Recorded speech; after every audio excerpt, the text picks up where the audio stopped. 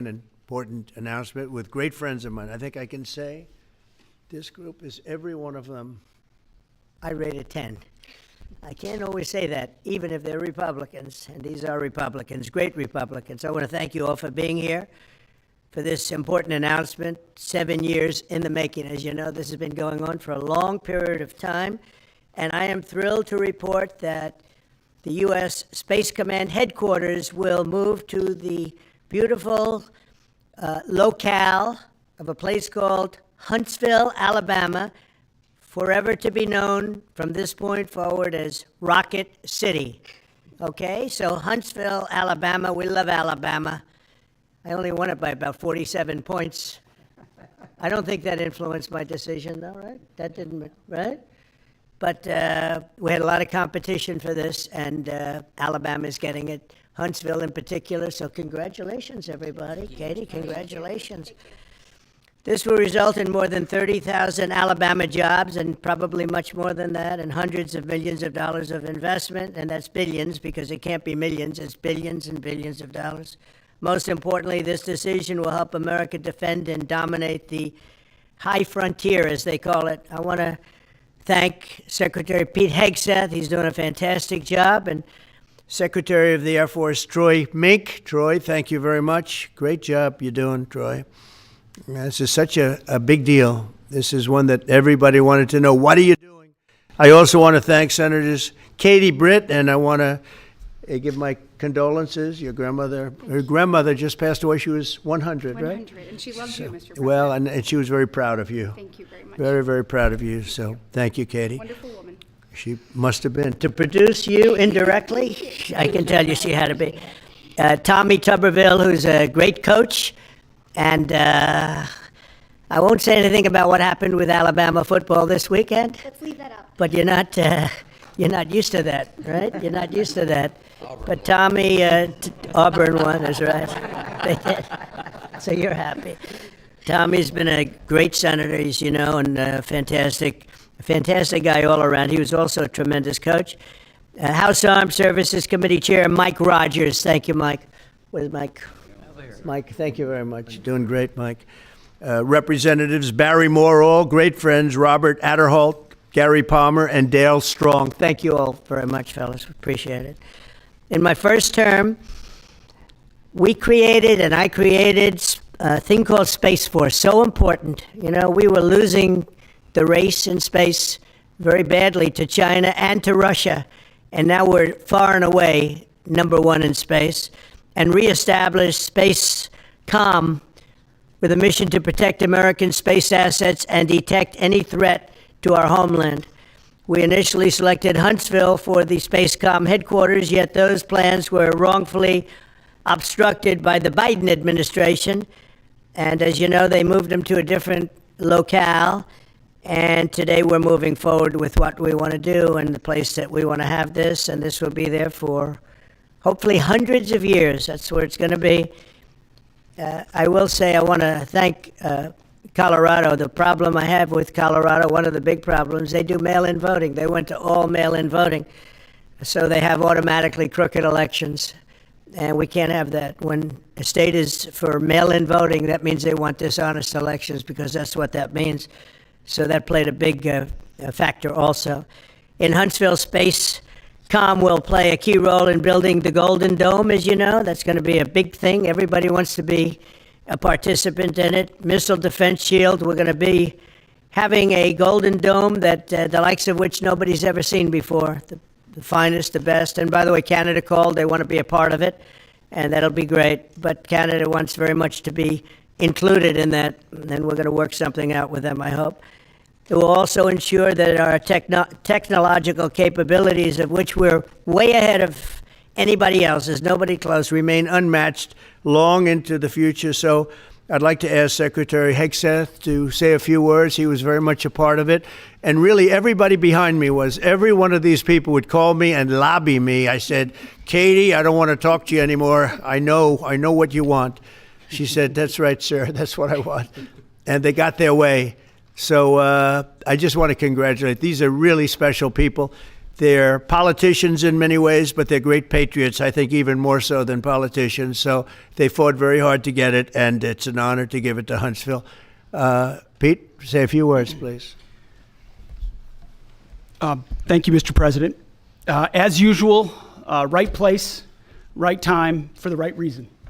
In your first administration, you established the Space Force at a time when we knew we had to be looking to that domain of space. You also reestablished SpaceCom to ensure that priority was put in place, and you, through the Air Force, independently identified that Huntsville, Alabama was the right place to put it. For other reasons, in the next administration, under Biden, they decided to move it somewhere else. Well, during that time, the DoD Inspector General, the Government Affairs Office, they did their own assessments, and where did they say SpaceCom should go? Huntsville, Alabama. So what you're doing today, Mr. President, is restoring it to precisely where it should be based on what the Space Force, the Air Force, your leadership believes will give us strategic advantage in the future. That is Huntsville, Alabama. We are way ahead in space, but this will ensure we stay leaps and bounds ahead because that's the most important domain. Whoever controls the skies will control the future of warfare. And Mr. President, today you're ensuring that happens. Thank you. Thank you very much. Katie, would you like to say something? Mr. President, we are grateful for your leadership on this and restoring Space Command to its rightful home in Huntsville, Alabama. This delegation has worked together, both chambers, both parties, to make sure that Huntsville was the place that Space Command called home. As was mentioned, obviously the Biden administration chose to make this political. What we want to do is put the safety and security of Americans first. We want to make sure that our warfighter is put first, and we want to make sure that America continues to lead. And today, Mr. President, you've allowed that to happen. Thank you. Thank you very much. Tommy, please. Yeah, thank you. Thank you, Mr. President. This is a great day for our country, not just for our state of Alabama. We need help in our military. We need to catch up. And as Secretary Hudson said, we're not behind in space, but we know where we're at, and we need to expound on that. Now, this move will save the taxpayers $480 million. It's not going to cost more. It's going to cut $480 million. We have the plans intact. It'll be behind a secure wall in Huntsville, Alabama, at Redstone Arsenal. We have 40,000 people there. We have the FBI there. We have missile defense there. We have NASA, Blue Origin, and SpaceX. It is the perfect place for Space Command. I would tell you today, and I've spoke with the president for the last 3 or 4 years about this. If I thought it needed to go somewhere else because I understand the security of our country, I'd be for that. But the best place for Space Command is Huntsville, Alabama, because what we have and what it means to this country is going to be so important. So thank you, Mr. President, for this, and we look forward to building a huge Space Command and having the Donald J. Trump Space Command Center in Huntsville, Alabama. Yeah.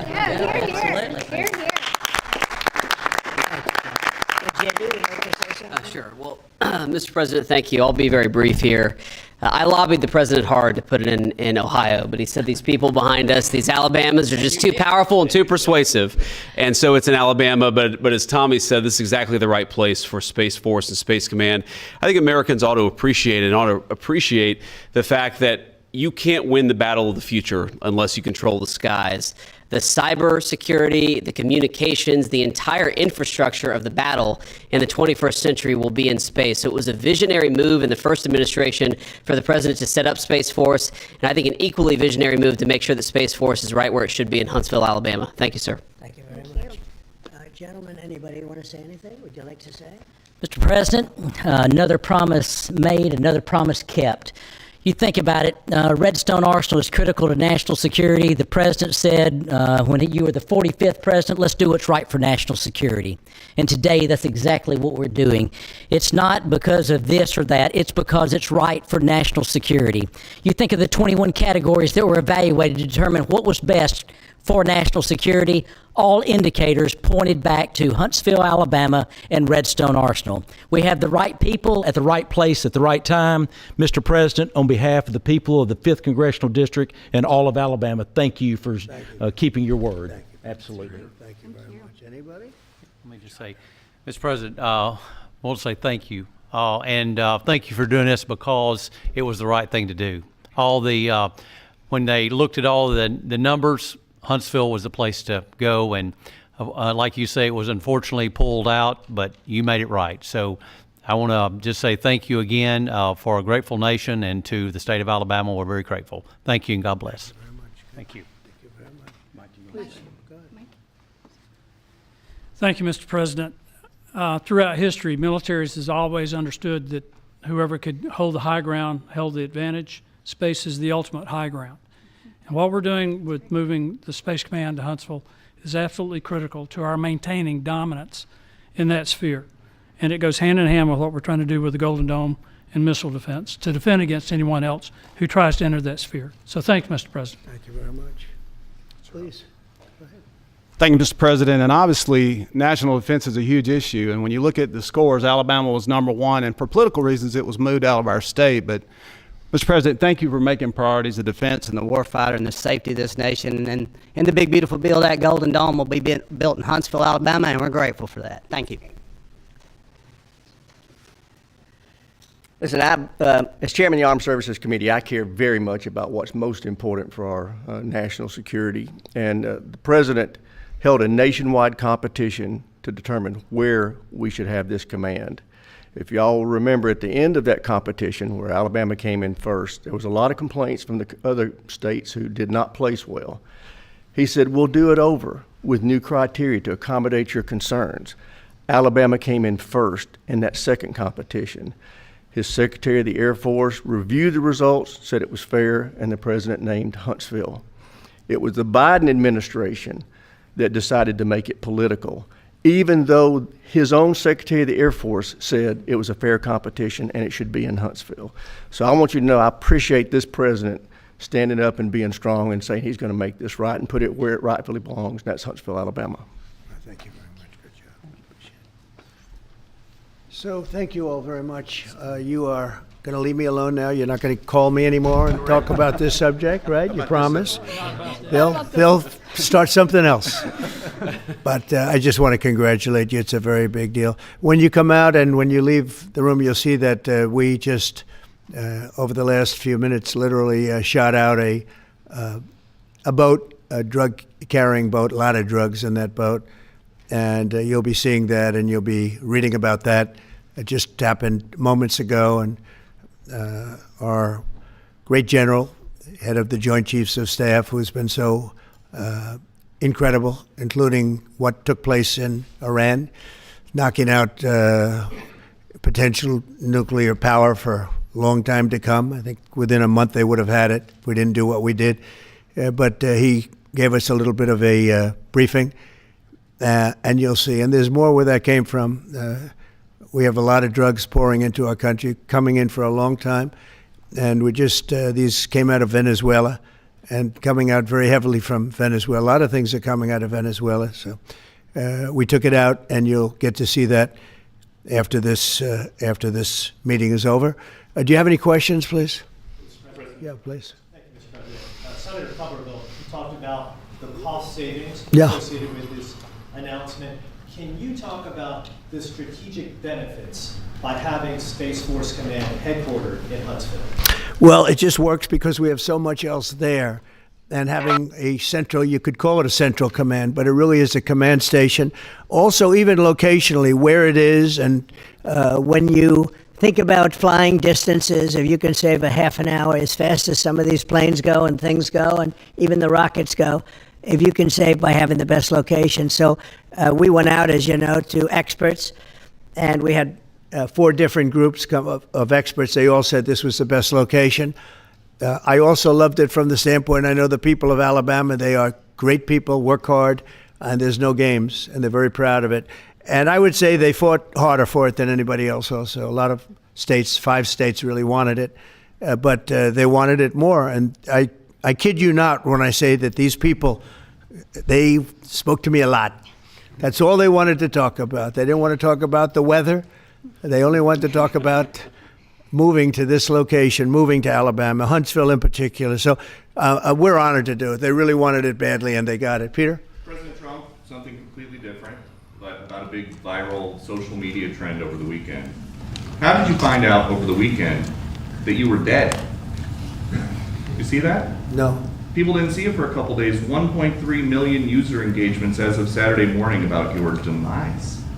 Really? I didn't see that. You know, I have heard, it's sort of crazy, but last week I did numerous news conferences, all successful. They went very well, like this is going very well. And then I didn't do any for 2 days, and they said, there must be something wrong with him. Biden wouldn't do them for months. You wouldn't see him. And nobody ever said there was ever anything wrong with him, and we know he wasn't in the greatest of shape. No, I heard that. I get reports.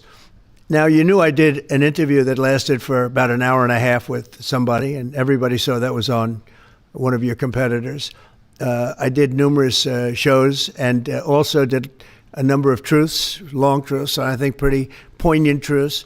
No, I was very active over the weekend. They also knew I went out to visit some people at the club that I own, pretty nearby on the Potomac River. And no, I've been very active actually over the weekend. I didn't hear that one. That's pretty serious stuff. I'm glad it's Well, it's fake news. You know, it's just it's so fake. That's why the media has so little credibility. I knew they were saying, like, is he okay? How's he feeling? What's wrong? I said, I just left. And it's also sort of a longer weekend, you know, it's Labor Day weekend. So I would say a lot of people know I was very active this Labor Day. I had heard that, but I didn't hear it to that extent. Go ahead, Peter. Something else. We know that this country has a huge problem with school shootings. You've said that you're open to sending the National Guard pretty much anywhere. Would you ever consider sending an armed National Guardsman to every school? Well, we have a big problem with school shooting, but we also have thousands and thousands of schools that run perfectly. You know, they talk about you can do things construction-wise, and that's really, I think nobody knows more about construction than me. You can build the construction doors. You can build what they call safety doors, where they lock on the outside, the inside, and every place else. Well, but if one of these lunatics happens to get through, then the police can't get in. Then they're looking for keys all over the place, and it takes a lot of disadvantages to doing, you know, spending billions and billions of dollars and actually making it safer in some way for some of these lunatics that we're dealing with. But I don't think so. I've thrown out the concept. We have great teachers that love our children. The parents love the children. Teachers love the children too. And if you took a small percentage of those teachers that were in the military, that were distinguished in the military, that were in the National Guard, et cetera, and you let them carry, that's something that a lot of people like. I sort of liked it. It'd have to be studied, but they're trained. They know about weapons. You can't do it with every teacher because most teachers don't know, and you know. But I always thought that would be an alternative. But it just we've had a lot of instances. Other countries have also. They have different kinds of problems than we have, but we do have. There's something going on. And it's a bad thing. Yes, please. Have you spoken with President Putin in the past week? Have you spoken with President Putin? Yeah, I don't want to. I have learned things that will be very interesting. I think in the next few days you'll find out. Will there be any consequences if there isn't some type of announcement of a meeting with President Putin and President Zelensky? Yeah, there will be. We're going to see what happens. We're going to see what they do and what happens. I'm watching it very closely. Last week, they lost 7,000, between the two countries, 7,313 soldiers, to be somewhat exact, for no reason whatsoever. And they're Russian and they're Ukrainian, but, you know, they're soldiers. I want to see it end. Yeah. Mr. President, have you decided you're definitely going to send National Guard troops to Chicago? I didn't say when, but the answer is, look, Chicago's very interesting because I watched Pritzker get up and say about, we don't need help, we're safe. But 2 weeks ago, they had 6 people murdered, and they had 24 people hit by bullets. Last week, as you know, it was 7 people, 24 people hit, and 7 people died. And then over the last 2 days, that was the crown jewel. They had, I guess, 9 or 10 killed, and 50 hit with bullets.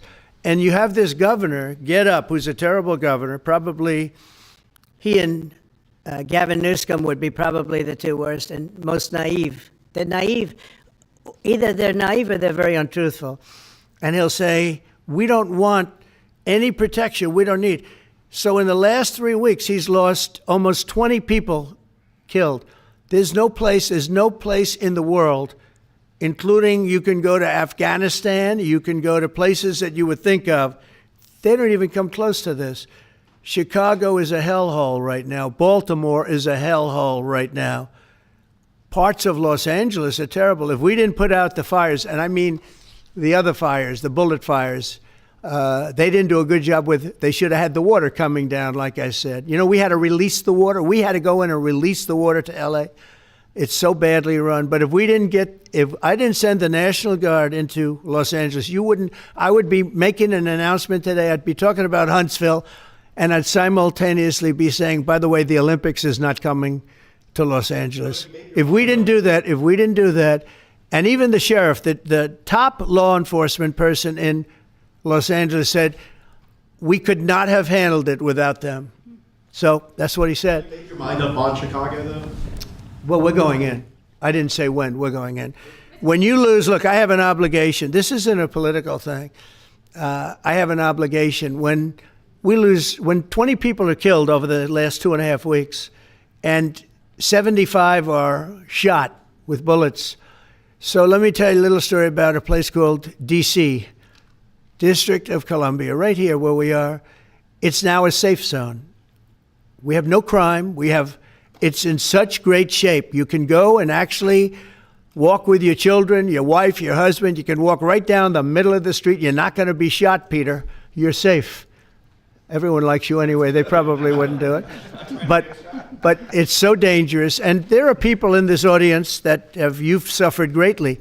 There are people in this audience that have been mugged and hurt badly, and they don't want to talk about it. Maybe you were very brave in talking about it. You made quite an impression on a lot of people. I appreciate it.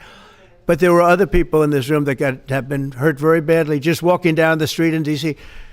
Washington, D.C. is a safe zone right now. It's a safe city. The restaurants are open. They're booming. You can't get a restaurant. New restaurants are announcing that they're going to be open. This took place in 12 days. Now it's 15 days, but 3 days ago it became what's known as a safe zone. It's a safe city. And this city was really bad, really, really bad. We took 1,600 people out, hardcore criminals that will not be coming back anytime soon. And we're very proud of it. You know, to have our nation's capital lose every week. You know, it's like years, many years, where every single week somebody was killed for many, many, many consecutive weeks. This went on for years. And then we had, last week it was announced that nobody was killed last week. And I made that announcement in front of a very distinguished leader of a country. And I'm saying proudly, ladies and gentlemen, nobody was killed in Washington, D.C. this week. He looked at me like, what's that all about? I said, yeah, we have a little bit of a crime problem, and we don't have a crime problem in Washington anymore. And the mayor has been very helpful, and the police commission has been very helpful, and it's been a great team. And I would love to have Governor Pritzker call me. I'd gain respect for him and say, we do have a problem, and we'd love you to send in the troops, because you know what? The people, they have to be protected. I saw today on one of your networks, not a friendly network, really the opposite, I would say, very unfriendly network. And they interviewed about 12 people on this morning. Most of them were African American, they were black. And they were saying, please, please, please let the president send in. These were people from Chicago. Please, we need help. We need help. We can't walk outside, we're petrified. If the governor of Illinois would call me up, I would love to do it. Now, we're going to do it anyway. We have the right to do it because I have an obligation to protect this country. And that includes Baltimore. I saw where Governor Moore was asking me to take a walk down the street of Baltimore. Well, Baltimore is a very unsafe place. It's rated number 4 in the city, one of the most unsafe places anywhere in the world. But, you know, we took care. This was a beautiful thing that happened in Washington because we showed that it could be done. And this wasn't just sending big, strong guys, and they are big and they are strong. You know, we had a great decision from the Supreme Court that had to do with sort of talent. It had to do with you are put down based on merit. You can hire based on merit. So merit for a soldier or for a policeman is strong, physically fit, having a certain ability, not a person that is woke and got the job through woke, but wasn't strong enough to lift a gun out of the holster, et cetera, et cetera. No, I looked at the police. As you know, last week I went over, we had a meeting there had to be 300 people, and they were all very impressive looking. And when the bad guys see them, they're not going to do a thing. And so I'm very proud of Washington. It serves as a template, and we're going to do it elsewhere. But Chicago is certainly going to be high. I would love to have him call. I would love the governor of Illinois. I'd be honored to take his call. All he has to do is say, sir, we need help. It's out of control. And everyone knows it is. He's not kidding anyone. I would love to have, I would say, Governor Moore call, because I watched him over the weekend trying to explain that Baltimore, what they need is housing. No, they don't need housing. They need to get rid of the criminals. These are hardcore criminals. You know, we took many people off the streets of Washington, D.C. They're hardcore. They're not going to be good. In 10 years, in 20 years, in 2 years, they're going to be criminals. They were born to be criminals, frankly. They were born to be criminals, and they're tough and mean, and they'll cut your throat, and they won't even think about it the next day. They won't even remember that they did it. And we're not going to have those people. Washington, D.C. is now a safe zone. It's a safe place. And you can walk, Katie, you can walk right down the street with, by the way, one of the biggest human beings I've ever seen, which is her husband. He was a football player for like 11 years in the NFL. He's a big person. But big doesn't mean anything when they have guns and when they have knives and everything else that they have, right? But you can walk right down the street, even by yourself, and you're totally safe. Washington, D.C. is a great thing. Yes, ma'am, please. Mr. President, as you're calling on Democratic leaders across the country to work with you on crime, do you see your efforts here in D.C., including, for example, working with Mayor Bowser here as a model for bringing more bipartisanship in matters not only with crime, but also issues that matter to everyday American people's lives? So Mayor Bowser has been great.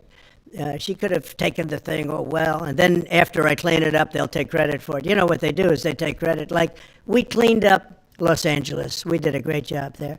And it was overwhelming what was going on. And again, the police chief made a statement that we could not have done, there's no way they could handle it. You saw what was happening out there. It was going to be a disaster. We stopped it cold. If we didn't do that, would have been a very sad day. And you know, remember, we have the Olympics, we have the World Cup, we have all these things coming, and we have 250, all of these things coming. But I watched Newsom get up and say he's doing a great, we're the ones that did it, and that's okay, whatever it takes, but the main thing is but he got up and said, we did it. Well, he didn't want us there, and he's going to need us again because it's starting to form again. I see it. It's starting to form again. You know, we have to maintain. It's like maintenance on an airplane. You can buy it, but you have to maintain it. And if you don't maintain it, a good plane becomes very unsafe very quickly. So it's an honor to do it. A lot of presidents wouldn't do what I'm doing. I don't need this heat. But when I watched television last night and I'm watching the news and I see that 9 people were killed in Chicago and 54 were badly wounded with bullets, I say, that's not this country. We have to do something. And I do say this, I say this very much. I'm not speaking to anybody but them right now. I would love to receive calls from governors and mayors saying they need help. We'll help them. We have a lot of people. We have a great force. We have a great military force. You know, Pete will tell you that when I was running for office, and this was a big headline, I think, you know, probably got me a couple of votes, but you couldn't sign people in the military. Nobody wanted to join the military, the Army, Air Force, the Navy, Marine, Space Force, Coast Guard. We never forget Coast Guard because they've done such a great job, never.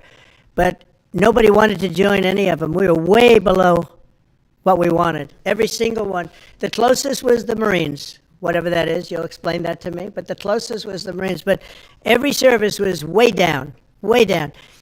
And then I got elected, and our country is the hottest country anywhere in the world right now. Everybody's talking about the USA.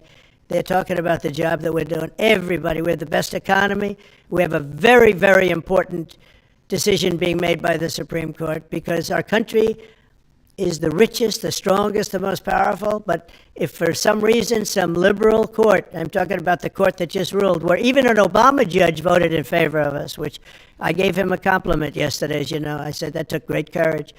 But it's a liberal court, and it's going up to the Supreme Court, who I think have been incredible people. I think they've made very wise decisions. But the tariff question, because without the tariffs, this country is in serious, serious trouble. We've taken in almost $17 trillion of investment is coming in. Most of it is coming because of tariffs. And if for some reason somebody wanted to be politically correct, I actually think it's unpolitically correct. I think politically correct is to approve it, because there's nothing so popular as what's happened to our country. Our country is doing so well. But we had a liberal court gave us a very shocking ruling, and that ruling is basically saying that the trillions of dollars that are pouring into our country, putting us in a position like no country is anywhere in the world, that they'd like to see us that taken away. By the way, a lot of the people behind that lawsuit, that particular, are from foreign countries, I might add. There's a video that is circulating online now of the White House where a window is open to the residents upstairs and somebody is throwing a big bag out the window. Have you seen this? No, that's probably AI generated. So You can't open the windows. You know why?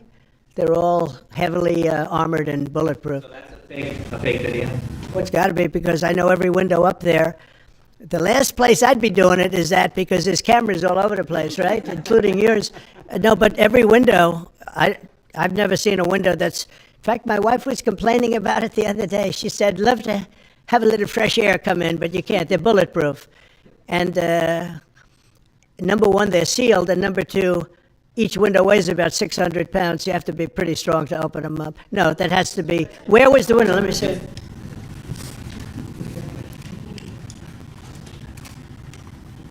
Maybe from the renovations? Which is the window? It looks like this is on the 15th Street side, I think. Yeah. So right here. Yeah, those windows are sealed. Those windows they're all sealed. You can't open them. What you're saying regarding the federal. It's the kind of thing they do.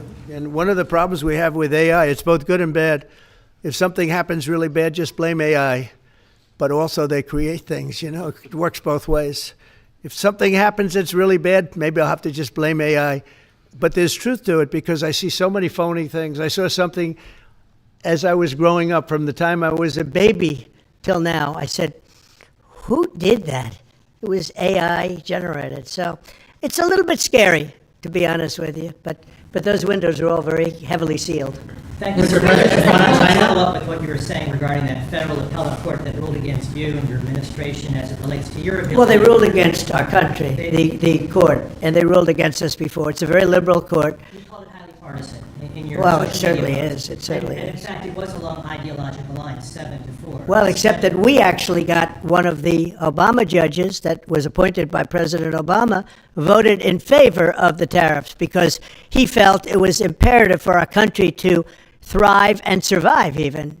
And I gave him credit. I said, you know what? That took a lot of courage for him to do it, because you don't see that often. So my question is, I suspect you're going to appeal that all the way to the Supreme Court. Well, we already have, yeah. In fact, we're doing something else. We're going to be going to the Supreme Court, we think, tomorrow, because we need an early decision. I mean, look, the financial fabric of our country, we're a rich, incredible country right now, and we're able to, other countries use tariffs on us for years, and we never did. I did a lot during my first term, but then we had COVID, and we had to focus on other things. You couldn't be tariffing Italy, Spain, France, as they were dying by the thousands and millions. But we did with China, and China paid us billions and billions of dollars, and I started the process, but then I had to end it a little bit because of COVID. We focused on that. But no, it's a very important decision, and frankly, if they make the wrong decision, it would be a devastation for our country. We've taken in trillions of dollars. And by the way, all these countries signed agreements, as an example. They're all happy, everybody's happy. But some whack job put in a lawsuit. It went before a very liberal court, and the liberal court ruled, it was 11, they ruled 7-4, with one of the most liberal of them all voting in our favor because they're patriots. I think I give tremendous credit to that judge. And now it's going to the Supreme Court. Now we're going to be asking for early admittance. We're going tomorrow, and we're going to ask for an expedited ruling because, when you look at the stock market's down today, the stock market's down because of that. Because the stock market needs the tariffs. They want the tariffs. If you look at AI, all of those, all of that money that's going to be invested, trillions and trillions of dollars, the biggest thing, bigger than the internet, I suspect. It's the internet plus 3 or 4 other things combined. We are leading very substantially with AI. We're leading because of tariffs. We're leading because of talent, and this is where they'd like to be. But without the tariffs, we wouldn't have a chance because we wouldn't be able to protect those investments of the companies coming in. So if you took away tariffs, we could end up being a third world country. That's how big the ruling. So we're asking for an expedited ruling. As a backstop to that, President, you have a Republican-controlled Congress. You control the House. You control the Senate. Yeah, but we don't have 60 votes. We don't have 60 votes. I'd love to do that. Oh, if we had 60 senators, if we got the 60 votes, we would get them. But we need 60 votes, and we need a certain number in the House. I think we'd get, I don't know, we have about 5 of them here. Would everybody agree with me on tariffs? Without tariffs, we're a different country. We have taken in so much money. And here's the thing. We signed a deal with Japan. They're paying us hundreds of billions of dollars. We signed a deal with South Korea. We signed a deal with the European Union. We signed a deal with Europe. And those countries are paying us $950 billion. And they're happy about it. They're okay. As one of them said, it's amazing that we got away with it so long. One of my friends, a leader of one of the countries, and they're fine with it. They all signed. If that ruling ever went against us, I guess we'd have to give back hundreds of billions. We would have to give trillions and trillions of dollars back to countries that have been ripping us off for the last 35 years. And I can't imagine it happening. On a legal basis, they have no legal basis whatsoever. But on a common sense basis, it would destroy America. Okay. You talked about controlling the sky. On Sunday, the satellite signal of Ursula von der Leyen's plane was alleged. With Ursula? Well, she had an interesting event. She's a tremendous woman. And so what are you asking me about her? NATO is concerned about in 92 about this. Sure, NATO is concerned about it. Well, nobody knows where it came from, but they did take away her ability to use a phone. Sometimes that's a good thing. Sometimes that could happen to me. I'd be very happy. Mr. President, reducing the tariffs on India from 50%. What does that mean? Are you considering taking away some of the tariffs that you've imposed on India? No, we get along with India very well. But India has, you have to understand, for many years it was a one-sided relationship. Only now since I came along, and because of the power that we have with tariffs, India was charging us tremendous tariffs, about the highest in the world. They were about the highest in the world, number one. And we therefore weren't doing much business with India, but they were doing business with us because we weren't charging them. Foolishly, we weren't charging them. So they would send in massive, everything they made, they'd send it in, pour it into our country. Therefore, it wouldn't be made here, which is a negative. But we would not send in anything because they were charging us 100% tariffs. And, I'll give you an example, Harley Davidson. Harley Davidson couldn't sell into India. There was a 200% tariff on a motorcycle. So what happens? Harley Davidson went to India and built a motorcycle plant. And now they don't have to pay tariffs. Same thing as us. So what we're doing is Literally thousands of companies are coming into the U.S., car companies, AI, but, more traditionally, car companies. We have so many car company factories under construction or being designed right now. And they're coming from China, they're coming from Mexico, I must tell you, and they're coming from Canada, a lot of them coming from Canada. But they're coming into our country because they want to build here. And they want to build here for two reasons. Number one, they'd like to be here. And number two, the tariffs are protecting them. And number three, they want to avoid paying tariffs. When they build their cars here, they don't have any tariffs to pay. When you build here, you don't have any tariffs. Mr. President, Go ahead, in please. light of the Minnesota shooting last week, the Department of Homeland Security is now awarding more than $100 million to hundreds of faith organizations across the country to help them ramp up security. What's your vision for further protecting religious liberty across the country amid incidents of threats and So violence? religious liberty is so important, and we're talking about every religion now, and we're doing things on that nobody else has ever done, and we're going to be having a big announcement in about 2 weeks on that question. Yeah, please. On Space Command, sir, are you concerned that people may not be willing to relocate from Colorado to Alabama? No, I'm not worried. It will get somebody else. Colorado's- The problem with Colorado is they have a very corrupt voting system. Look, I have so many friends in Colorado. Anytime you have mail-in voting, you have corrupt elections. Very simple. It's very simple. Even Jimmy Carter said it with his commission. They set up a commission with him and Scoop Jackson and some people, highly regarded people. And they said the finding was, if you have mail-in voting, you will have corrupt elections. Well, your radical left governor decided that he was going to have all mail-in voting in Colorado.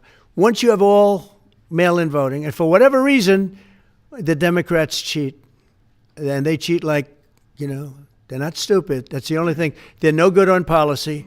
They're no good on management. They're no good at government. But they're great at cheating. And they stick together, too. I give them credit for sticking together. Mr. President, Please. Obviously, this is a big win for national security, moving this to Alabama. We all can agree with that. Big. Is there any idea of the economic impact this has on the state and on that local area? Katie, do you want to answer that? Look, this, go ahead. Please go. This is going to be tremendous. The state of Alabama, what we've seen through this process is the worst of Washington. We've seen politics get in the way of what is best for the warfighter, what's best for national security. And the state of Alabama is about to show the country the best among us. So we know the economic impact is going to be tremendous. There at Redstone Arsenal, we're proud to house everything from the FBI to headquarters there for material command to a number of things. We obviously have NASA with Marshall Space Flight Center, and so this naturally fits within. When you look at the decision matrix that they placed in front of us, that's why we ranked so high, is because we have the resources necessary and the ability to build out quickly to meet the needs in front of us. As far as economic impact, it would be tremendous. Does anybody have an exact number? 1,600 jobs. 3,000 spin off. With 3,000 spin-off. Look at this. This is teamwork right here. So we are really proud, and the people of Alabama are ready to get to work. And I've got a housing question, if you could, just for a second, Mr. Yeah, President. please. Owning a home and going about the American dream seems like it's out of touch for a lot of Americans. Just recently, you pushed out a statement about addressing an emergency housing situation. That's right. We're thinking about doing that. Yeah, can you just... Well, we need a little help from the Fed. We have a man named Jerome Too Late Powell. You probably heard of him. He's too late. He's way too late. And the economy is so strong that it's pushing through that. Normally, it would have been much tougher, but we're doing so well that we're pushing through it. But it makes it very hard for people to get mortgages because too late is too late. Very simple. He's too late. And probably political, whatever. He wasn't too late before the election. Before the election, he was cutting rates, right? Because he was hoping that, I guess, Biden would get in or that Kamala would. He was a big Biden guy. Explain that one. And then he was a Kamala person. But he was hoping, I guess, she'd win, I guess. I don't know. It didn't work out too well. But, yeah, we need a very serious cut. I think that if you look back many decades ago, the United States was always the lowest, even if they were doing badly. The United States was, because without the United States, everything in the world would die. It's true. It's so powerful. It's so big. And I made it really big in the first 4 years. Then it started to degenerate with what this Biden administration did. But we built it up to a level that I never thought we could be at this quickly. We're the hottest, we're the best financially. The money coming in is so big because of tariffs and other things, but because of tariffs. Tariff gets us even those other things. Plus, it gets us great negotiating. I settled 7 wars, and numerous of those wars were because of trade. And numerous of the trade deals that I made were because of tariffs. It gives you a great negotiating ability. If that ability were taken away from us by a liberal court acting on essentially foreign nations, asking to get help from the United States government, when they've been doing this to us for 40 years, that's why we have $38 trillion in debt. We won't have it for long if they let us, if they allow us to do what everybody knows we should be able to do. Yeah, please. Mr. President, another Biden-era action that you're now reversing is that you signed a deal last week to make federal buildings adopt and embrace classical architecture styles again. Can you talk to us about why you do that, and also what's your vision? Well, we want to see beautiful buildings. Now, you know, it's in the eye of the beholder. I've seen architectural reviews over the years. I'm an expert at it. I've gotten a lot of great reviews. But I've seen buildings that I didn't think were very good get great reviews, and I've seen great buildings get bad reviews. So, but it's just a standard. We want to have a good standard. We're building something here, you know, for 150 years they wanted a ballroom at the White House. We're doing something at the highest level using great architects and all. And, you know, it's very exciting. But we have a lot of interesting things happening architecturally in D.C. And D.C. is like a different place. And, you know, even the contractor said, sir, we walked down today, we feel like much safer. It's like a different place. Washington, D.C. is great. Now, we're going to also beautify it. We're going to put a topping on the roads. We're not going to rip them apart and take 4 years to build a road that was exactly the same by the time you build it. But we're going to put toppings. We're going to put new medians in. We're going to get the graffiti off. We're going to put tiles up in the tunnels where the tiles are missing. We'll do the whole tunnel instead of, you know, a little area where you see new tiles, old tiles that never look too good, but they could use it. You know, they've been up for 50 years. They've served their duty. But we're going to make this within about a 20-mile radius from the White House. We're going to have this place spick and span. It's going to be crime-free, and it's going to be spick and span. It's going to be, you'll be proud of Washington again. Go ahead, please. Sir, China's having a massive military parade that President Putin and Kim Jong-un will be attending. Do you interpret that as a challenge to this? And are you concerned at all about those countries trying to be some sort of counterweight? Not at all. China needs us, and I have a very good relationship with President Xi, as you know, but China needs us much more than we need them. No, I don't see that at all, no. And I had actually a very good meeting with President Putin a couple of weeks ago. We'll see if anything comes out of it. If it doesn't, we'll take a different stance. Everyone March today in California ruled that your deployment of National Guard troops to Los Angeles was illegal. Do you have any response? Well, it was a radical left judge. But very importantly, what did you not tell me in that question or statement that you made? Pretty much of a statement, I think. Well, I was asking for your response.